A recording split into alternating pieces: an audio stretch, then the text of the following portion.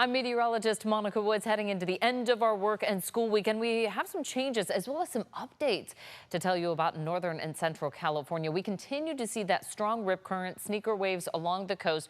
Fog is back for the valley, warming in the foothills, and we've got our second snow survey of the year happening in California on Friday.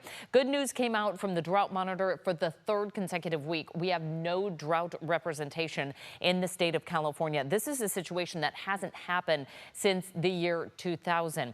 That is all despite the fact that we're going to end January on a dry note. We did pick up just a little bit of precipitation midweek, but that wasn't enough to kind of bring us up to where we should be for the wettest month of the year, at least on average. Now, February follows as the second wettest month, but it does look like it's shaping up to be a dry start to February. All that being said, end of February into March can certainly make huge gains in the water year. Our reservoir is still looking so good, though, so we can hit this dry spell here, and things are still banked as we head into the drier part of our year in the summer.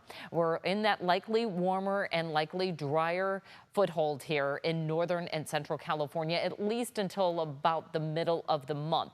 But I did want to give some perspective on this. We've been talking so much about the eastern half of the country, the amount of snow, which has been unusual to see in such a short period of time. Snow is typical, but as far south as what they've been seeing, it certainly has made its impact. But when you look at the sheer snow depth, we're saying it's on average about 2 to 10 plus inches of snow. Now compare that to one of the highlights and bright spots in the west is actually the Sierra, because of those big storms that we had in November, December, and early January. So our base elevation snow is about 5 to 10 inches, but when you look at the peaks, we're still sitting on about 40 to 50 inches of snow. We're only just under 60% of average for the statewide snowpack. We certainly could do some more, but we're going to hit this dry spell like I showed you in early February.